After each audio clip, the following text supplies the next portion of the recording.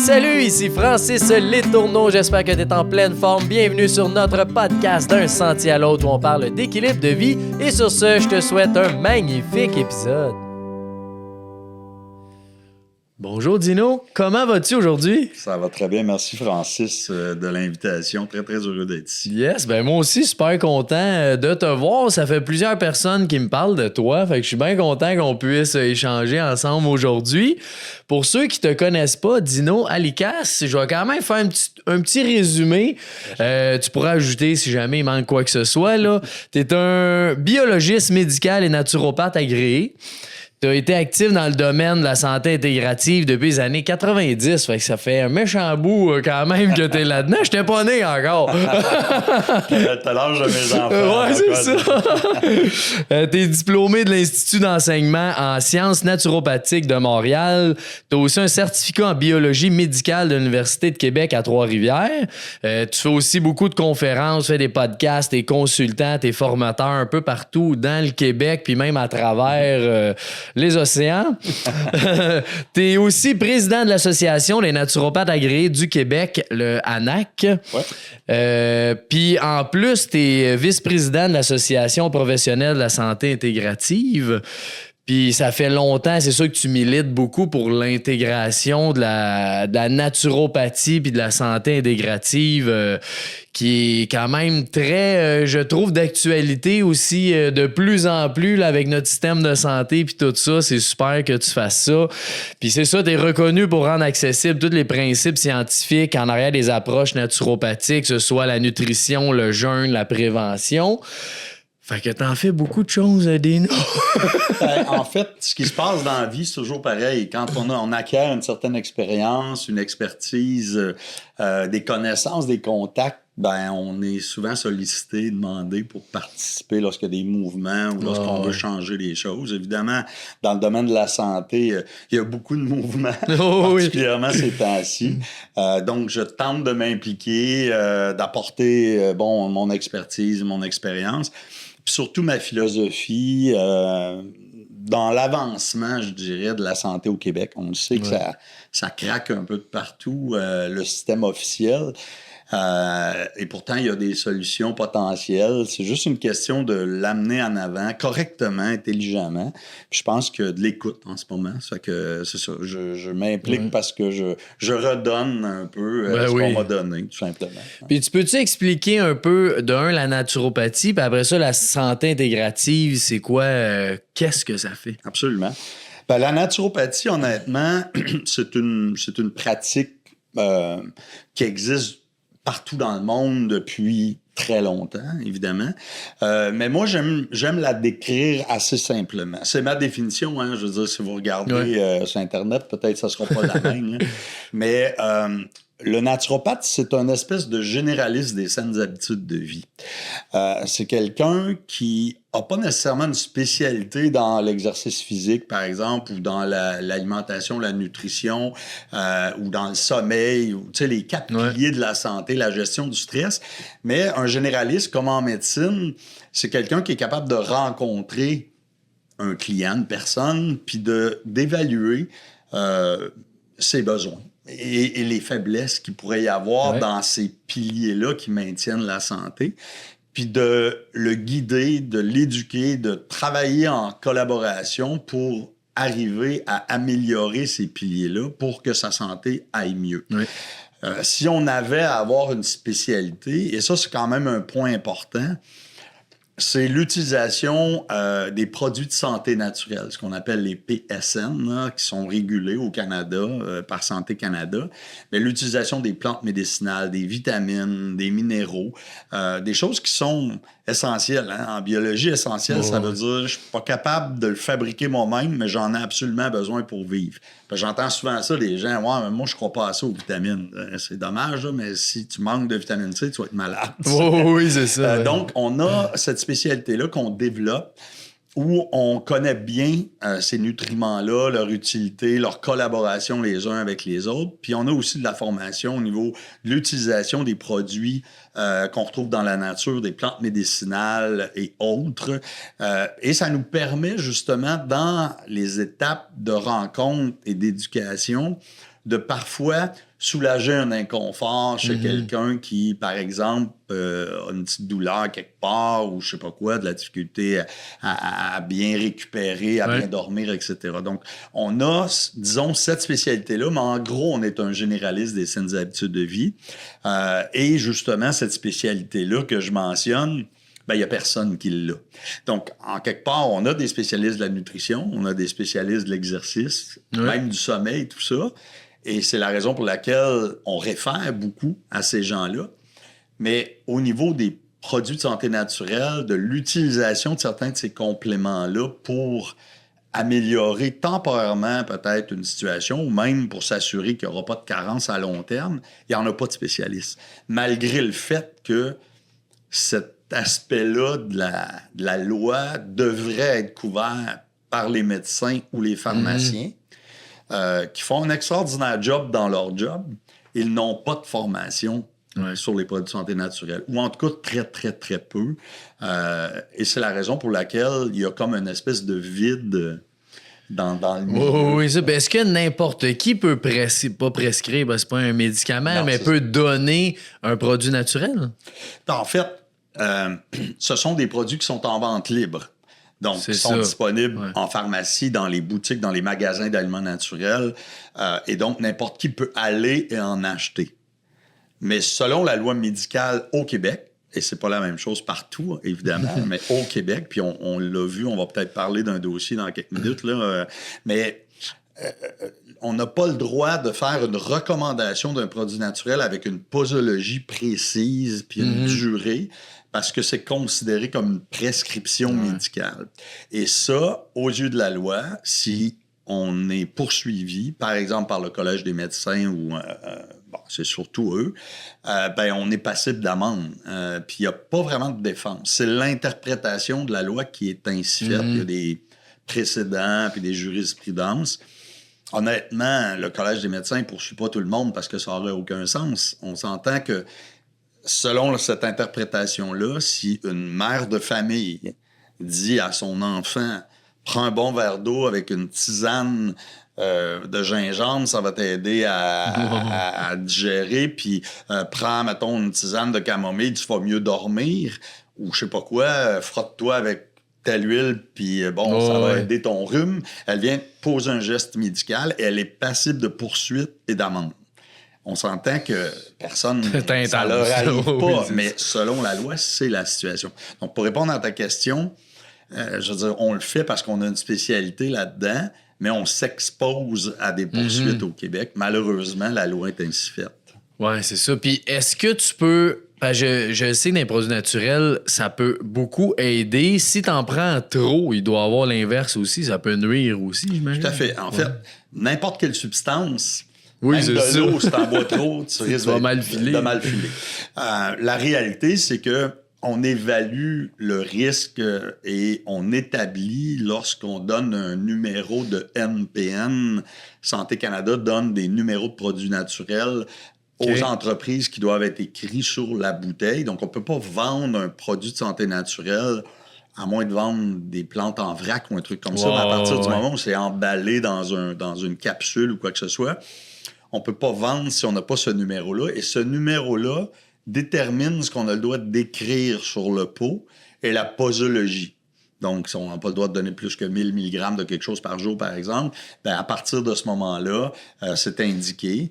Et effectivement, il y a des plantes médicinales, par exemple, ou même des vitamines, que si on en prend trop pendant trop longtemps, on peut avoir des symptômes. C'est assez rare qu'on a des intoxications majeures et des problèmes allant jusqu'à l'hospitalisation ou un truc comme ça. Il y a quelques cas là, au Canada annuels, mais tu sais, c'est rien à comparer à plein d'autres choses. Ouais, c'est ça. Juste à penser aux opioïdes ou à n'importe quoi. La réalité, c'est assez sécuritaire de façon générale.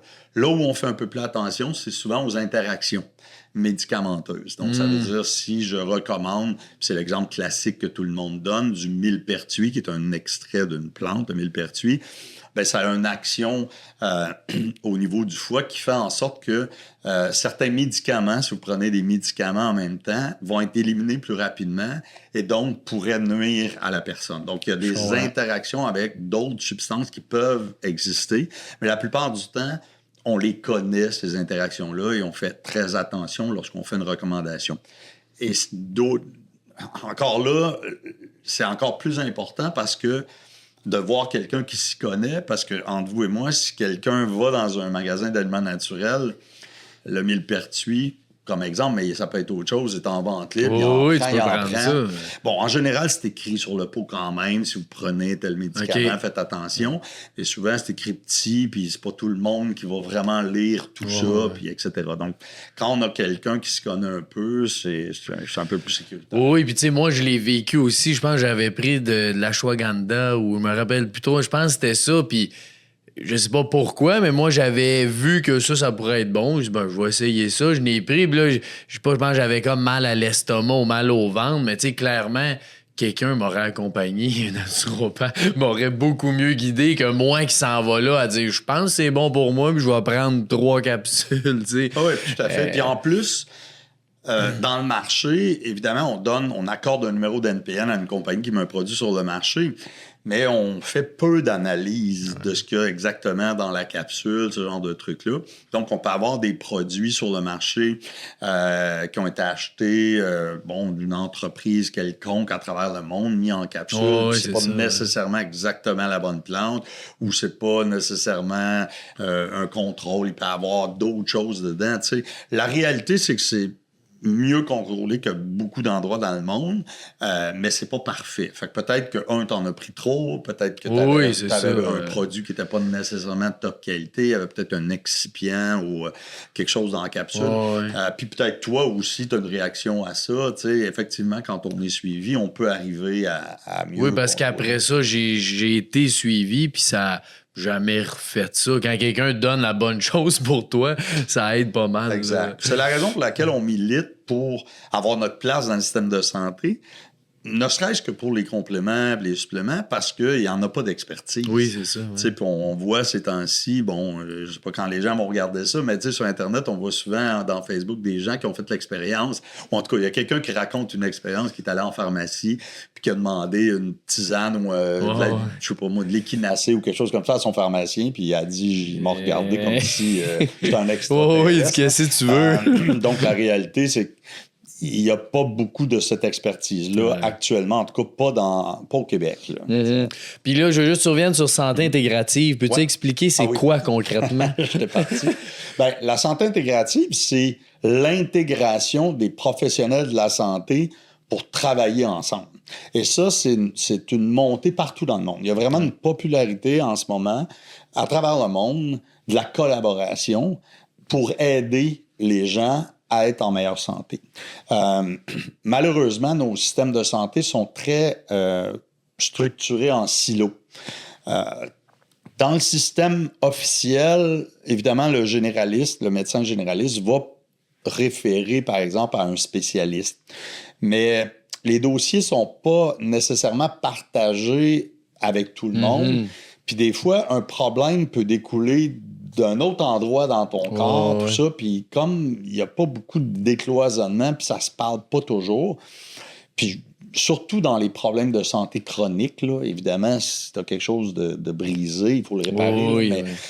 Et donc, ce qu'on veut créer, en fait, avec la santé intégrative au Québec, c'est le rapprochement des différentes professions et surtout la collaboration. L'idée, c'est ça. C'est pas de remplacer quelqu'un, c'est de collaborer.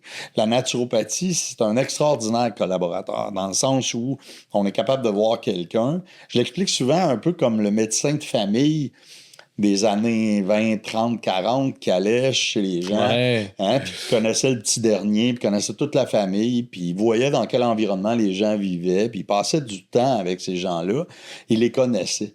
Il savait à quel niveau il y avait des faiblesses, puis où on devait faire des améliorations. Je parle vraiment du style de vie, là, je veux dire, sans plus.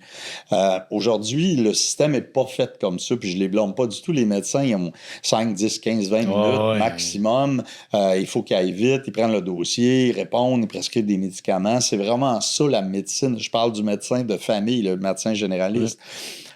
Son rôle d'intégrateur et de trouver les causes de la cause de ce qui se passe a été simplifié, puis malheureusement, ça crée des problèmes dans le suivi et dans le traitement, à mon avis, des problèmes de santé chronique, parce qu'on sait très bien que la plupart des maladies chroniques sont dues à l'environnement, au fait qu'on ne fait pas assez d'exercice, qu'on ne mange pas très bien, qu'on ne dort pas très bien.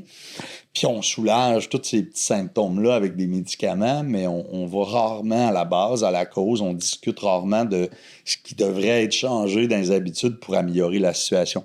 Donc, tout ça pour dire que la santé intégrative, ça se veut un peu ça. C'est qu'il y en a des gens dans le système de santé qui ont cette expertise-là de pouvoir faire un suivi un peu plus complet et qui comprennent comment ça fonctionne et qui peuvent référer à la bonne personne au bon moment s'il y a lieu.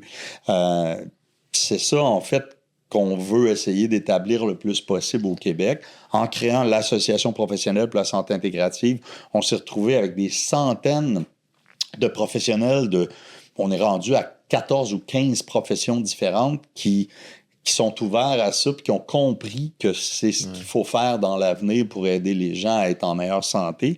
Et donc, on a plein de médecins, puis on a plein de naturopathes. Puis bon, évidemment, on a des acupuncteurs, puis on a d'autres professions, mais qui ont compris qui ont besoin de travailler ensemble pour vraiment faire en sorte qu'il y ait un cheminement qui a de l'allure là, chez leurs Oui, c'est ça. Ben, ça existe à travers le monde, des places que tu rencontres plein de professionnels parce que vous avez toute une expertise différente au final. Puis ça se peut qu'une fois, c'est le naturopathe qui va aider, puis l'autre fois, mais c'est un acupuncteur, puis l'autre fois, c'est un autre. Peu importe, c'est peut-être l'individu le problème ou peu importe, mais ça existe, ça, là, que ça fonctionne ailleurs dans d'autres places dans le monde. On l'a fait un peu ici au Québec. Il y a une médecin québécoise, Anne-Isabelle Dionne, qui avait créé le Centre Axis. Ça se voulait un petit peu comme le Centre Épique à Montréal, sur la Rive-Sud. Puis c'était pour aider les gens avec la prise en charge après un problème cardiovasculaire, bon, programme d'exercice, donc ça se ressemblait, mais ça allait un peu plus loin là, dans l'éducation sur l'alimentation, etc. C'était subventionné, comme le Centre Épique en partie. Puis éventuellement, le gouvernement a retiré la subvention pour plein de raisons là, dans lesquelles je ne veux pas embarquer, mais le Centre Axis a quand même continué de façon indépendante, privée. Moi, j'y ai participé, j'ai travaillé avec eux. Et c'était ça, tout simplement. On travaillait en collaboration avec infirmières, médecins, nutritionnistes, kinésiologues, etc. pour faire de la prise en charge. Malheureusement, au Québec, la mentalité ou la philosophie, puisque le système de santé est apparemment gratuit, on va s'entendre, on paye tout. Oui, on paye beau. Mais on n'a pas besoin nécessairement de sortir d'argent quand on consulte un professionnel. Lorsqu'on va dans un centre comme celui-là, ça coûte de l'argent. Oui. Puis les gens n'ont pas nécessairement le réflexe de dire ben là, c'est gratuit, pourquoi faudrait que je paye, tu sais? Pourtant, les cliniques privées, tu sais, ça augmente, ça, mais bon, ça a été difficile de maintenir le concept en vie. C'est fermé depuis à peu près 1 an maintenant, peut-être un peu moins. Sauf que les professionnels, on est quand même restés en contact, on travaille en collaboration quand même un peu, mais tu as raison, ça existe partout dans le monde et il faut retrouver la possibilité de faire ça. Et il faudrait trouver la possibilité de le faire dans le système de santé universel qu'on a au Québec. Ça serait encore mieux. Puis on l'a démontré, même avec quelques études économiques, et clairement, si les gens avaient une prise en charge plus globale, particulièrement quand il s'agit des habitudes de vie, on diminuerait les temps d'hospitalisation, les réhospitalisations, puis plein de problèmes de consultation pour des choses qui nécessitent pas toujours une consultation.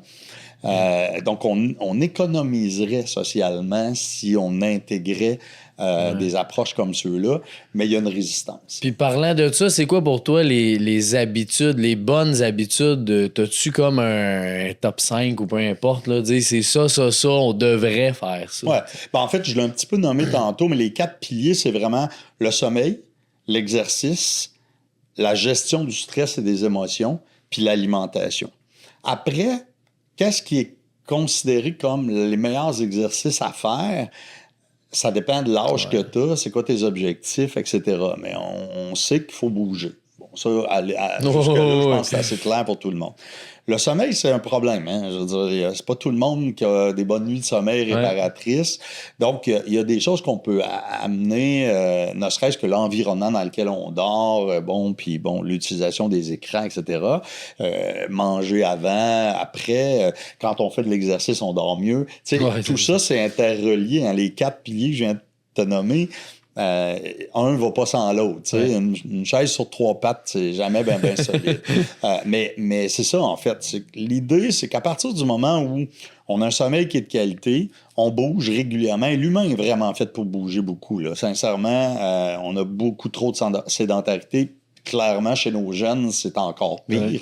Heureusement, au Québec, il y a un mouvement de Pierre Lavoie là, qui a permis d'accumuler des cubes puis de bouger un peu plus. On le voit d'ailleurs par rapport à l'espérance de vie avec la comparaison avec le reste du Canada. Puis il y a probablement une grosse partie de ça qui est là. Mais essentiellement, si on regarde dans l'ensemble, la diminution de l'exercice, c'est catastrophique. Là. Puis à la fin, les gens s'en rendent compte. Les gens qui ont bougé toute leur vie vivent pas toujours plus vieux, mais ils vivent en meilleure santé plus longtemps. C'est ça. C'est ça qu'on veut au final. Oui, tout à fait. Vivre vieux, pas en santé, c'est pas très intéressant. Puis actuellement, dans la majorité des pays industrialisés, c'est 10-12 ans à peu près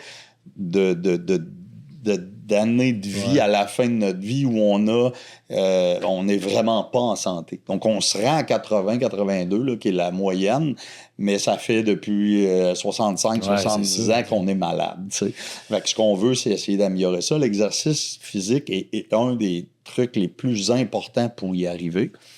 Évidemment, la gestion du stress et des émotions, ça, c'est un petit peu plus complexe parce qu'on vit dans une société un peu rapide, si on veut, particulièrement avec les écrans aujourd'hui, puis tout ce qui nous permet d'aller plus vite, en fait. Mais c'est quand même quelque chose qu'on peut, avec toutes sortes de techniques, de respiration, de pleine conscience, de yoga, etc., qu'on peut améliorer, disons ça comme ça. Et finalement, l'alimentation, c'est un point, je pense, qui est probablement le plus chaud des 4, dans le sens où personne s'entend sur ce qui est le mieux. Tout le monde s'entend qu'il faut bien manger, mais c'est quoi bien manger? Exact, c'est ça. Et ça reste un débat, ça restera toujours un, parce que le problème avec l'alimentation, c'est qu'on n'arrive pas à faire des études contrôlées en double aveugle avec placebo, ce genre de choses-là. Fait que l'alimentation, c'est très observationnel. Fait que si on regarde une région où les gens vivent plus vieux, on regarde leur alimentation, puis on dit c'est ça qu'il faut manger pour vivre plus vieux. Mais il y a tellement de facteurs confondants. On a parlé des blousons ensemble. Mais c'est un peu ça, en fait. Les gens vivent vieux en santé. Donc, on s'est dit, ce qu'ils mangent, c'est parfait, c'est ce qu'il faut. La réalité est plus compliquée que ça. Parce que, premièrement, ils ne mangent pas la même chose. Oui, c'est ça, j'allais dire. Je pense que ce qui les fait vivre plus vieux, là, c'est mon opinion très personnelle. Puis, encore une fois, c'est pas documenté officiellement, mais c'est le sens de la communauté. C'est vraiment le fait qu'ils partagent plein de choses, puis qu'ils se sentent très importants, très utiles. Particulièrement les gens âgés, ils deviennent comme des vedettes dans leur communauté, ce qu'on n'a pas tout à fait. Non, c'est l'inverse. On les stationne quelque part, là, mais la réalité, c'est qu'il y a beaucoup de facteurs qui font que ces gens-là sont en santé. Exercice, alimentation, gestion du stress, sommeil. C'est vraiment tout ça ensemble qu'il faut faire. Fait que c'est pas si compliqué, mais c'est à la fois très compliqué dans le sens où c'est dur à implémenter.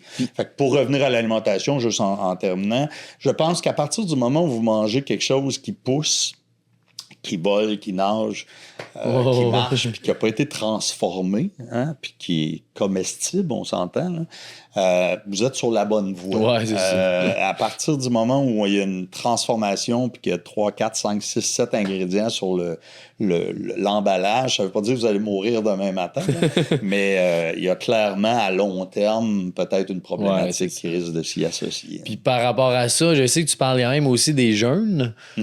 C'est quoi ta position position face au jeûne? Que ça aussi, c'est un sujet des fois qui... Il y en a qui disent c'est bon, il y en a qui disent pas bon.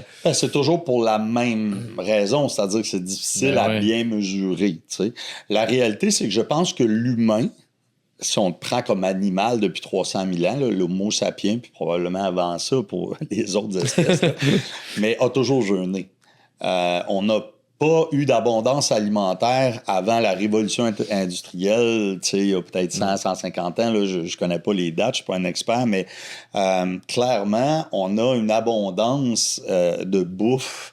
En ce moment, on peut manger 24 heures sur 24, 365 jours par année en claquant des doigts ou en tout cas en faisant 2-3 petits claques sur le téléphone parce qu'on peut se faire livrer direct à la maison.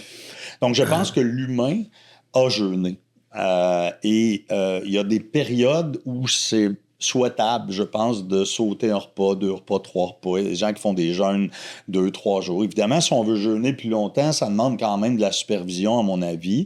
Je dis pas que c'est inutile. Ça devient intéressant dans ce qu'on appelle le principe d'autophagie, de renouvellement de ces cellules sous supervision, particulièrement lorsqu'on dépasse, mettons, 3 jours, 4 jours. Mais, je veux dire, il n'y a pas de risque si majeur et il semble y avoir des études qui montrent un bénéfice sur la longévité parce qu'on renouvelle, on répare pendant le jeûne. Et on jeûne toutes. Hein? Je veux dire, le matin, on déjeune. Hein? Oui, c'est ça. On jeûne toutes pendant la nuit, mais en général, c'est 7, 8 heures, 9 heures parce que les gens mangent souvent très près du souper, du coucher plutôt. Fait que c'est sûr qu'on est capable de faire une douzaine d'heures sans aliments. C'est une bonne façon, je pense, de penser. Après, un peu plus, ça dépend. Si vous avez du poids à perdre, si vous avez des troubles métaboliques, il y a des choses dans notre vie qui peuvent être indicatives de jeûner un peu plus. Est-ce que tout le monde devrait jeûner? Ben, tout le monde devrait au moins faire une période de la journée où il ne mange pas pour laisser le temps au corps de se réparer. Après, c'est vraiment... discutable dans le sens où c'est pas tout le monde qui en a peut-être besoin, mais il y a beaucoup de gens qui en auraient besoin. Ben, c'est un peu comme dans tout, là, au final. Il n'y a pas une recette qui marche pour le monde entier, sinon on la ferait, cette recette. On est tous très uniques. bien dit, parce qu'effectivement, c'est ma position aussi. Quand on part dans des espèces de dogmes puis qu'on applique ça à outrance, on risque de se ramasser avec des problèmes éventuellement. Mais quand on le fait intelligemment, avec équilibre, basé sur la science, sur les observations, en général, il n'y a pas trop de troubles. Puis là, si on va d'un autre dossier, là, j'ai vu passer récemment que tu parlais d'un projet de loi, PL 99 de mémoire. Peux-tu expliquer un peu c'est quoi, qu'est-ce que ça fait, puis c'est quoi les impacts qu'il va avoir face à ça? Ben, en fait, je peux parler de ce qui nous concerne parce que c'est un gros projet de loi, puis il y a beaucoup, beaucoup de choses là-dedans, puis j'avoue que je ne l'ai pas tout lu là, dans l'ensemble.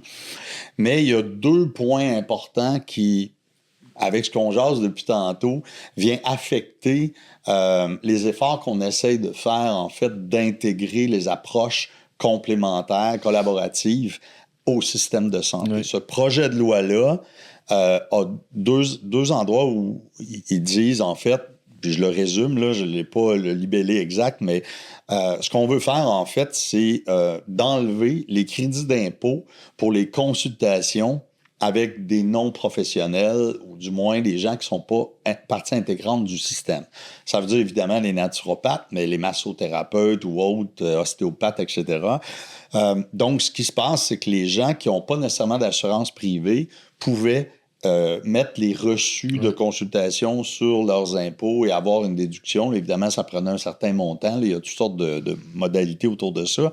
Mais on veut enlever ces crédits d'impôt-là, donc pour les pratiques complémentaires qui ne sont pas dans le système de santé. Et l'autre point, c'est qu'on veut aussi enlever les crédits d'impôt pour les formations de ces gens-là. Donc, ils vont souvent dans des écoles privées pour faire un cours de naturopathie de 2000 heures pendant 4 ans, par exemple, ou un cours de, peu importe, de massage, etc. Ben, les frais de scolarité étaient déductibles d'impôt et avec ce projet de loi-là, on veut enlever ce crédit d'impôt-là. Donc, ce que ça fait, en fait, c'est ça dit à toutes ces écoles, à tous ces gens qui s'intéressent à la santé intégrative puis à avoir une approche complémentaire à ce qui existe, ben on vous encourage plus à faire ça. On coupe vos crédits d'impôt. Puis en plus, vos clients qui vont vous voir, ben, ils pourront plus déduire vos frais de consultation de leur propre impôt. Donc, ça risque de tout simplement disséminer d'une certaine façon l'intérêt, en tout cas, du moins de devenir professionnel et peut-être même l'intérêt du consommateur ou du client à consulter s'il n'y a plus d'avantage fiscal. Jusqu'à quel point, je ne le sais pas, mais pour moi, c'est un non-sens parce qu'on le sait qu'on sauve des coûts au système lorsque les gens viennent nous voir et qu'ils améliorent leur santé. Donc, j'ai pas l'impression qu'on a étudié le rapport bénéfice-coût d'enlever ça. Eux autres, ils veulent récupérer une partie de cet argent-là. Pour mettre ça ailleurs, probablement. Peut-être, mais ce qui risque d'arriver, c'est qu'ils vont en perdre beaucoup d'un autre côté, parce que si ces gens-là se retrouvent dans le système de santé encore plus, ça va coûter une fortune. On le sait qu'un dollar en prévention, ça sauve 12-13 $ sur quelques années, même plus en soins. Fait que, puis ça, c'est documenté, là. Je veux dire, on est capable de trouver de la littérature là-dessus. Donc, pourquoi pas encourager la prévention? S'ils ont peur de ces approches complémentaires-là, ben encadrez-les. En fait, la réalité, c'est ça. C'est que moi, je milite avec l'association de naturopathes que je préside. Je milite depuis plusieurs années. On a rencontré l'Office des professions. Ce qu'on veut, en fait, c'est un encadrement. Parce qu'on est très conscient qu'à partir du moment où on n'encadre pas une profession, il peut y avoir du tout et du n'importe quoi. C'est sûr. Ouais. La naturopathie au Québec, c'est n'importe quoi, en fait, n'importe qui. Toi, par exemple, tu décides que tu deviens naturopathe, tu peux écrire ça au bout de ton nom, personne ne va te l'empêcher. Oui. Même si, par exemple, tu n'as jamais suivi de formation. Oui. Je pense que la plupart des gens suivent une formation quand ils utilisent le terme, mais est-ce qu'ils suivent une formation de 200 heures, 500 heures, 1000 heures, 2000 heures? Tu sais, nous, c'est 2000 heures.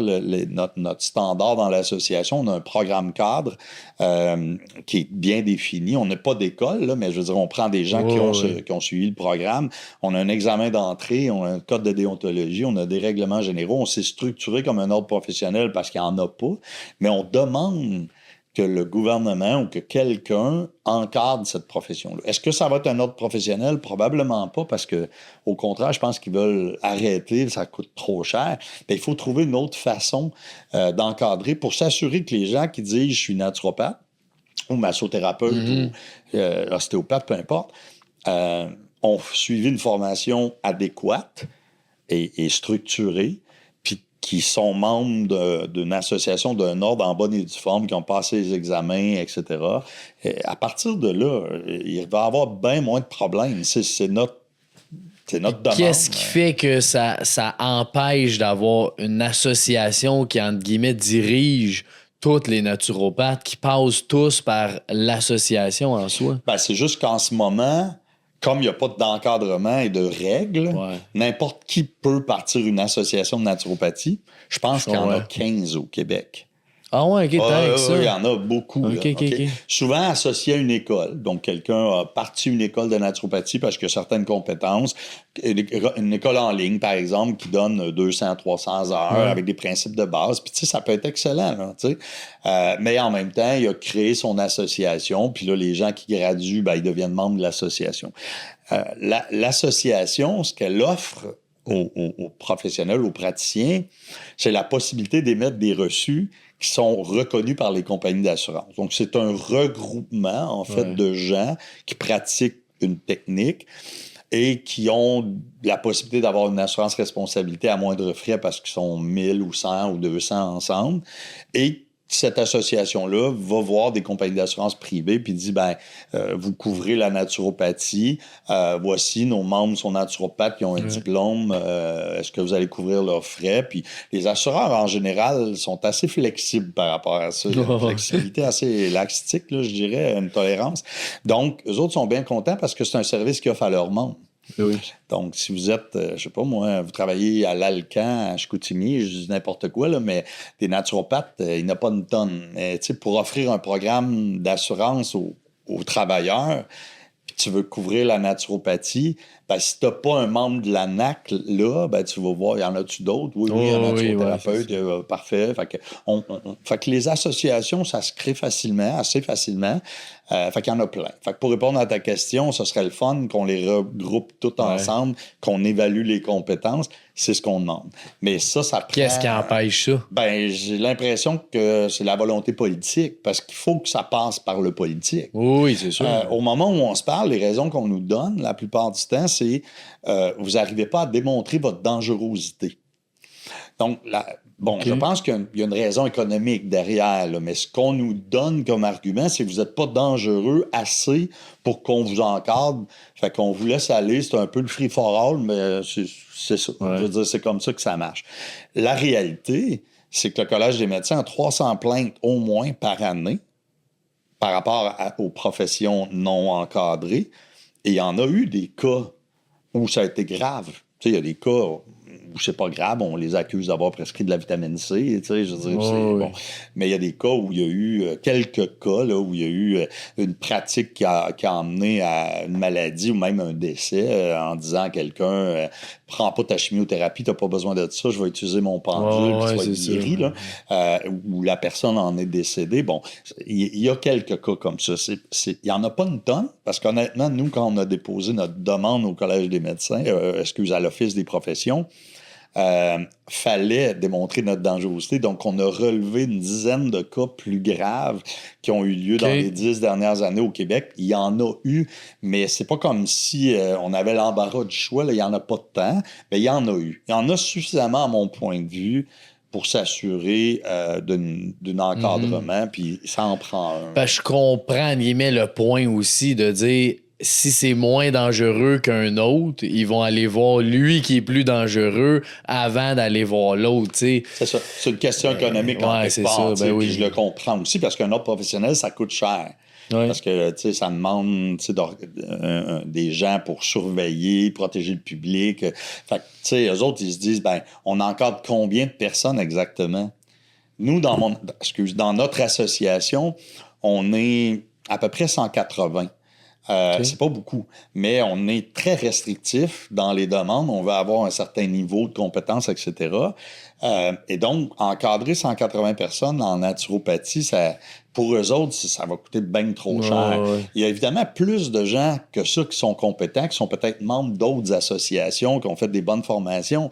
Mais c'est ça qu'on demande, évaluer la situation, créer un programme, cadre de formation, définissez ce que ça prend pour faire le travail qu'on fait, puis on va vous aider, là.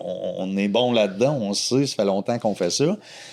Puis après ça, ben, un peu comme ils ont fait avec l'acupuncture ou la chiropratique, il y a une espèce de clause grand-mère ou grand-père, je sais pas comment on l'appelle, qui définit que, bon, toi, ça fait longtemps que tu pratiques, tu as une bonne formation, on te fait passer un petit examen, puis tu rentres automatique. Puis toutes les autres, ben, vous avez un programme de formation à suivre avec des standards à établir, puis éventuellement, vous devenez membre de cet organisme-là.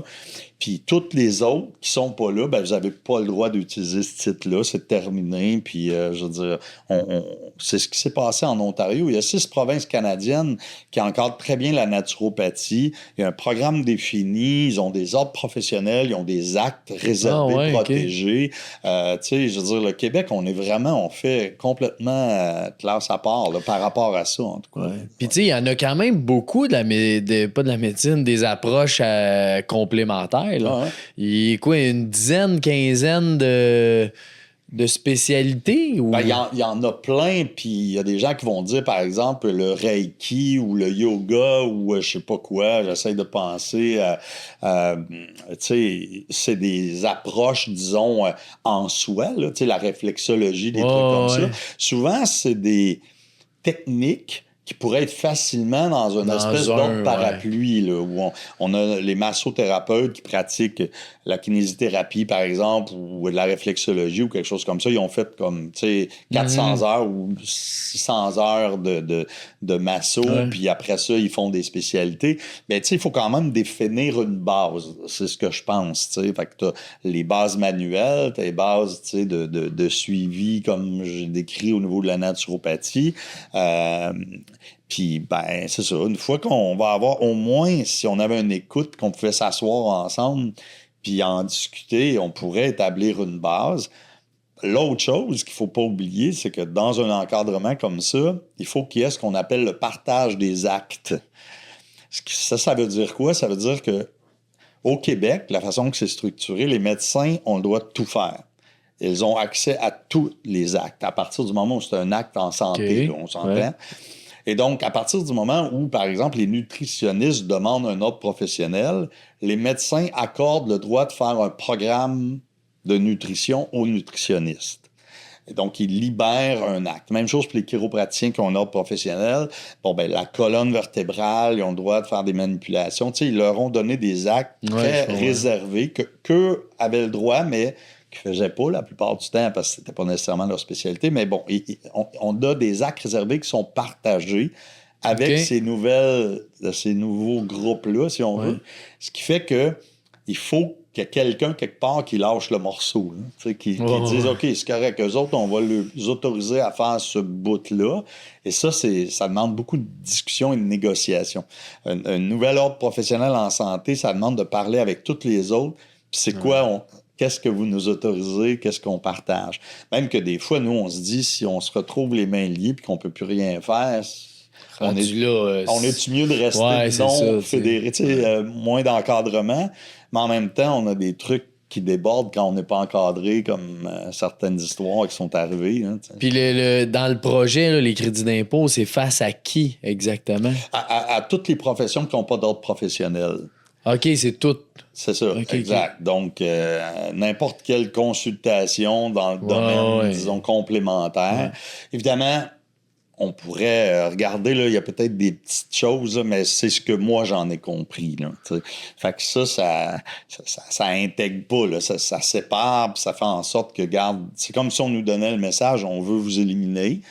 Malgré que vous aidez beaucoup de gens puis vous voyez des gens, parce que, bon, on dirait que les gens réalisent pas, ou en tout cas, les autorités réalisent pas combien on aide de personnes. Il y en a beaucoup. Moi, je dis dans notre association, on est 180, là, mais la réalité, c'est que des naturopathes, naturothérapeutes au Québec, il y en a des milliers. Ben oui, c'est sûr. Même chose pour les massos, etc. Ça fait que le fait de dire aux consommateurs, ben, on ne reconnaît plus ça parce qu'on prend plus vos reçus pour déduction fiscale, c'est un peu ridicule. Là. C'est que ces gens-là, il faut qu'ils aillent quelque part. Oui, c'est ça. Ben, en fait, ils vont peut-être continuer de payer de leur poche sans déduction.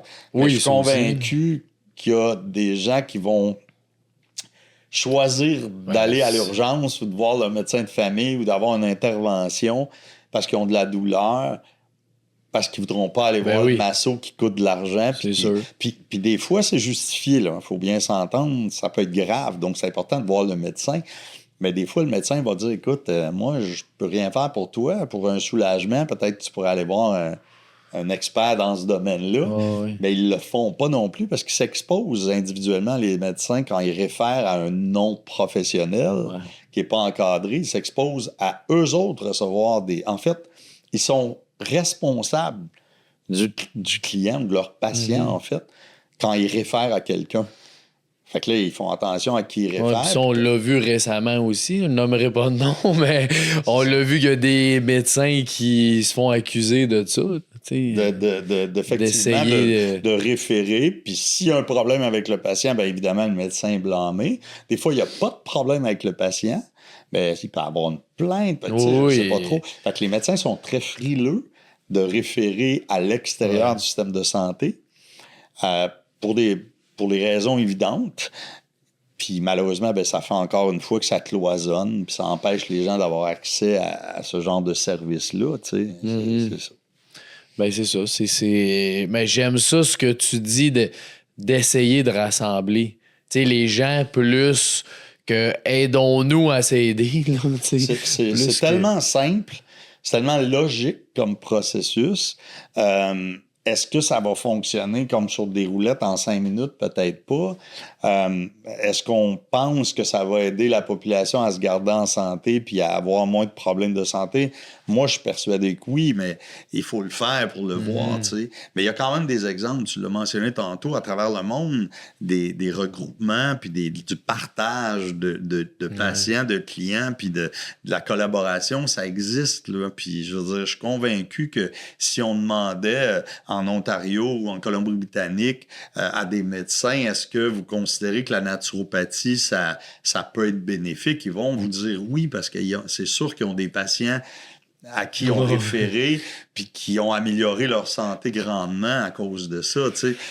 C'est juste, puis même au Québec, en fait, il y en a en masse des médecins au Québec qui sont tout à fait d'accord avec ça. La preuve, ben oui. Dans notre association pour la santé intégrative de professionnels, on a beaucoup de médecins. Ils sont tout à fait conscients de la limite de leur pratique et de la structure de leur pratique.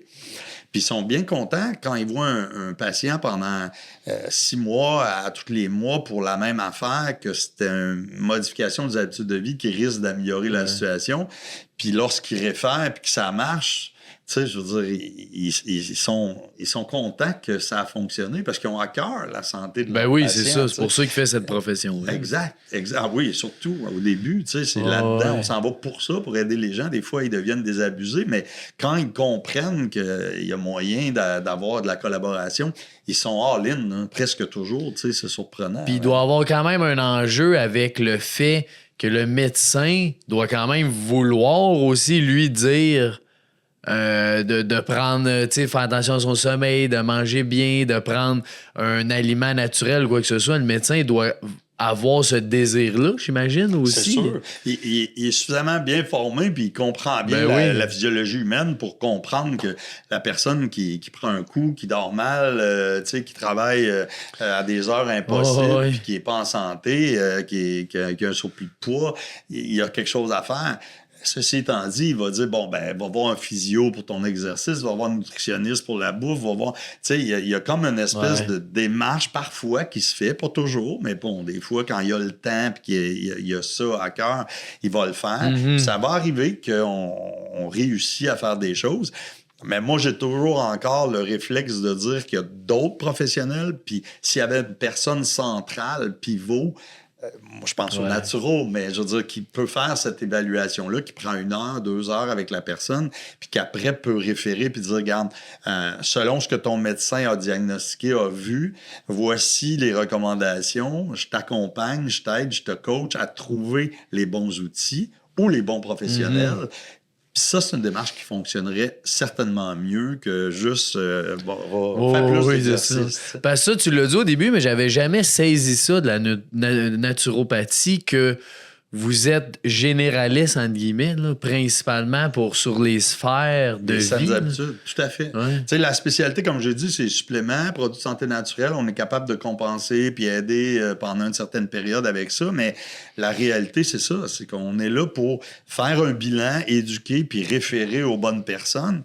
Et ce serait tellement simple d'intégrer ça ou de former des gens spécialisés là-dedans. C'est ce qui manque actuellement au système, c'est clair. Puis c'est quand même, c'est ça qui... C'est avec des mouvements aussi comme tu fais, que tu crées, qu'on va être capable de faire grandir ça aussi à travers les années. Oui, puis on le voit l'intérêt, je veux dire, au congrès qui va avoir lieu les 30 et 31 janvier prochains. C'est à Saint-Hyacinthe. On fait un congrès de la santé intégrative. On a des conférenciers de partout dans le monde. Beaucoup d'Européens. On a Hélène Langevin qui était directrice du NIH aux États-Unis. Je veux dire, c'est une sommité mondiale. Elle a travaillé sur les fascias. Elle enseigne à Harvard. Bon, elle vient donner une conférence. Donc, on a des gens de très haut calibre qui viennent chaque année. C'est ouvert au public, mais on a beaucoup de professionnels qui viennent. On a toujours entre 600 et 1000 à peu près professionnels sur place.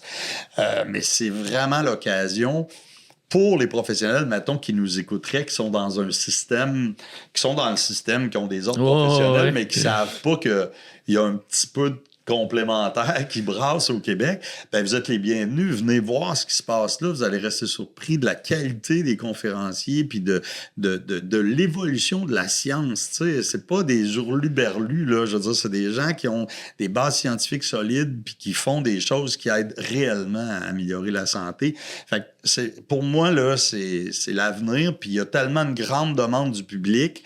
En fait, la pétition, justement, pour la loi 99, on a eu, en l'espace de 2 semaines, plus de 30 000 signatures. Donc, des gens qui disent, écoute, ça n'a pas de sens. Il faut regarder ça, puis il faut prendre le temps, avant de signer cette loi-là, d'ajuster, tu sais. Fait qu'il y a clairement une volonté populationnelle.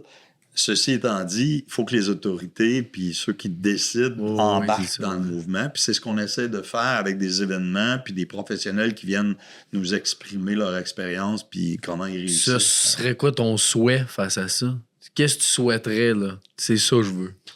Ben, moi, je pense qu'il faut que il y ait une ouverture d'esprit plus grande des autorités décisionnelles, que ce soit le gouvernement ou même des collèges ou des ordres professionnels en place, d'intégrer les approches traditionnelles et complémentaires au Québec pour faire en sorte qu'on ait un éventail de services plus large à la population qui permet sincèrement d'éviter l'aggravation d'une maladie ou des hospitalisations, des choses comme ça. Ça fait qu'à force de se parler puis de comprendre ce que les gens font, hein, parce que c'est souvent ça le problème. La naturopathie, je dis ce mot-là, puis j'ai des définitions complètement disparates de tout le monde. Tu sais, personne n'a aucune idée exactement c'est quoi on fait, à moins d'avoir consulté quelqu'un.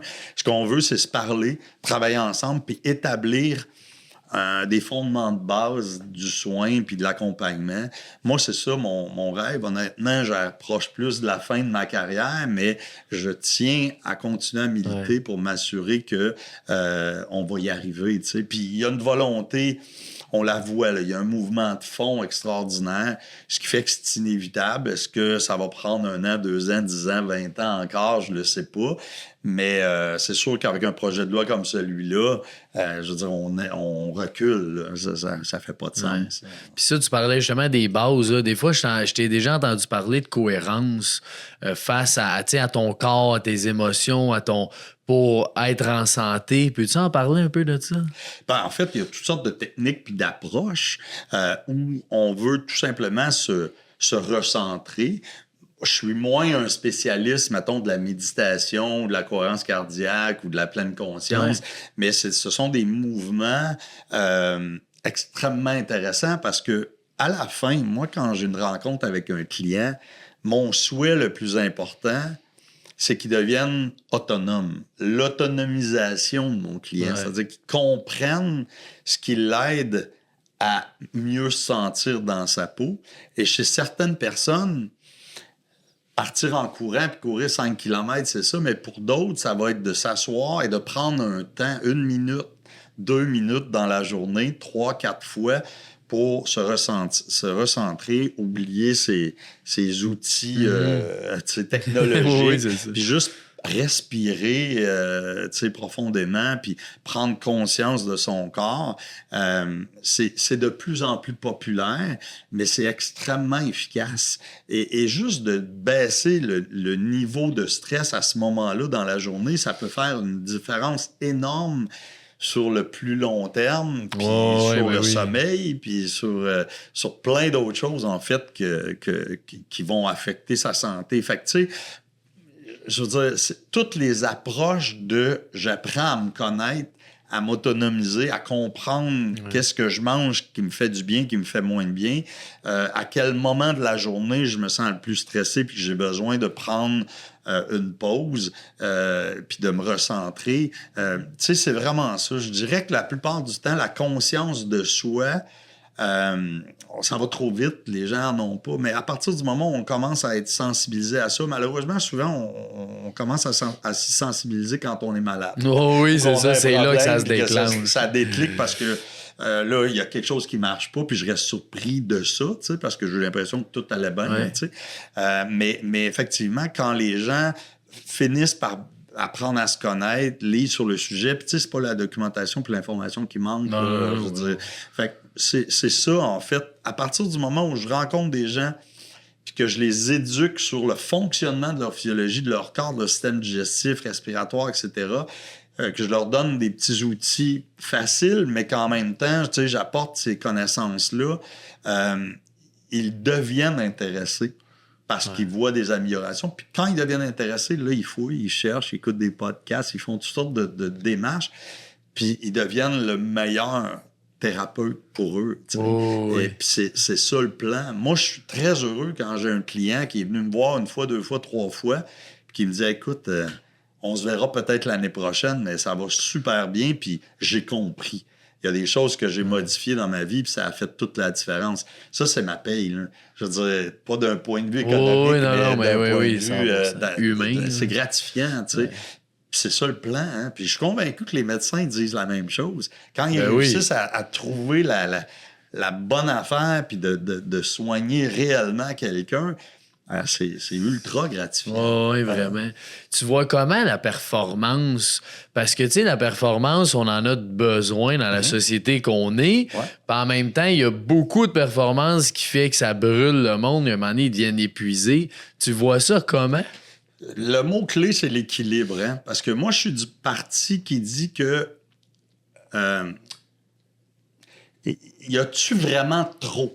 Tu sais, par exemple, l'exercice. Il y a des gens qui disent, écoute, ça n'a pas de sens de courir des marathons, de faire ci, puis de faire ça. Puis il y a une philosophie qui dit, le corps est capable de s'adapter à peu près à n'importe quoi. On a des machines extraordinaires qui peuvent permettre de faire des trucs hallucinants. Je veux dire, le chasseur-cueilleur, là, il pouvait courir 20 km ou en tout cas marcher vite 20 km. C'était ça notre force. Hein? La réalité, c'est que l'animal n'est pas capable de... Il n'y a pas de système d'évacuation de la chaleur. Fait que lui, il court bien plus vite, mais il est obligé d'arrêter pour se reposer. Fait qu'on finit toujours par le rejoindre, tu sais. Puis après ça, il le prenait sur son dos, puis il le ramenait au... Tu sais, on bougeait, là. À une époque, l'humain est vraiment fait pour bouger. Donc, c'est quoi la limite? On le sait pas trop. Et honnêtement, moi, ce que je pense, puis c'est le mot que j'ai dit au début, c'est équilibre. Ça veut dire ça que on peut faire beaucoup de choses, on peut être extrêmement performant, mais si on est conscient de nos limites ou de nos signes de « Oh, là, j'ai l'impression que je suis un petit peu en train de dépasser la patente, là, puis il faut que je me calme un peu le pompon, je prenne un temps de repos. » Donc, l'idée, c'est de faire ce que tu dis, mais de façon intelligente. Ça veut dire en apprenant à se connaître, en apprenant à connaître ses limites, puis en respectant ces limites-là. Donc, si toi, tu travailles dans ton entreprise 70 heures par semaine, tant qu'à moi, c'est pas un problème. Mais est-ce que c'est un bon 70 heures? Est-ce que tu as des pauses, tu as des moments? Est-ce que tu as des prises de conscience? Est-ce que la gestion des problèmes, parce qu'on en a toutes, là, je veux dire, comment on deal avec ça, comment on les gère, ces situations-là dans notre vie, va permettre l'espèce de récupération puis d'adaptation. On est capable d'être stressé.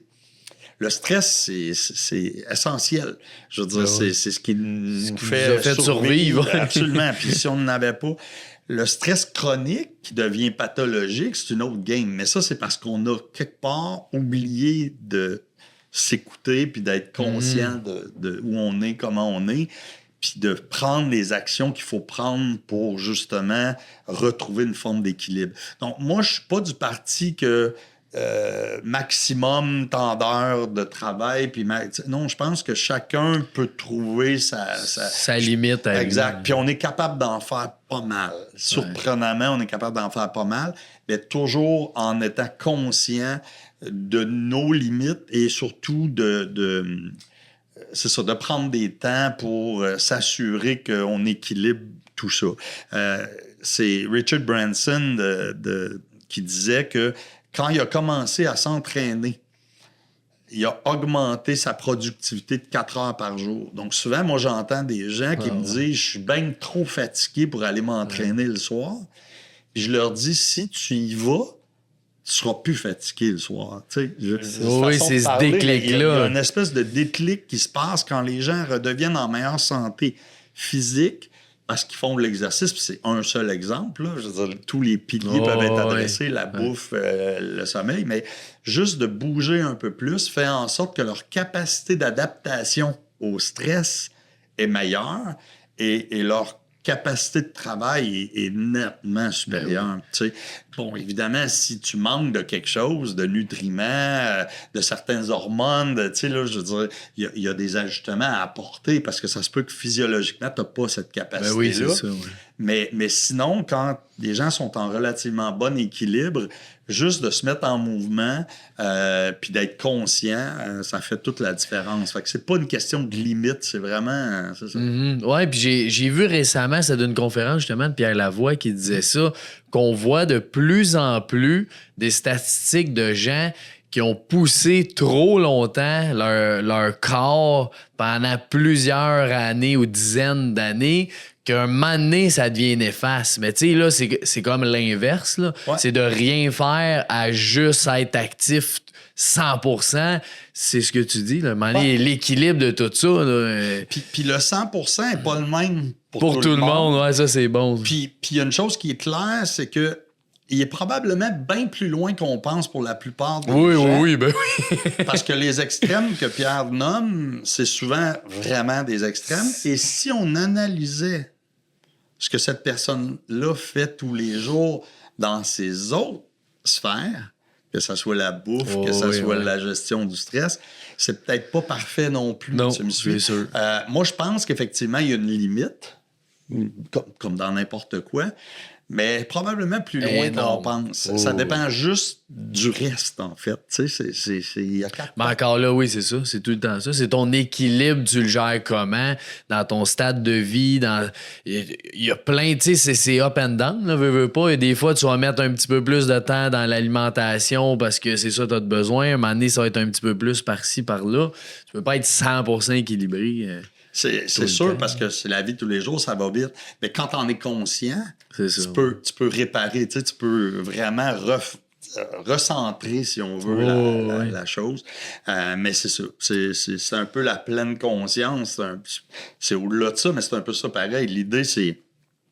Je me sens comment? C'est ça. Qu'est-ce qui se passe aujourd'hui? Là? Je regarde mon agenda, puis bon, OK, il faut que je me donne des pauses parce que sinon, ça n'a pas de sens. Mais c'est ce qu'on a de la difficulté à faire dans notre société. Oui, vraiment.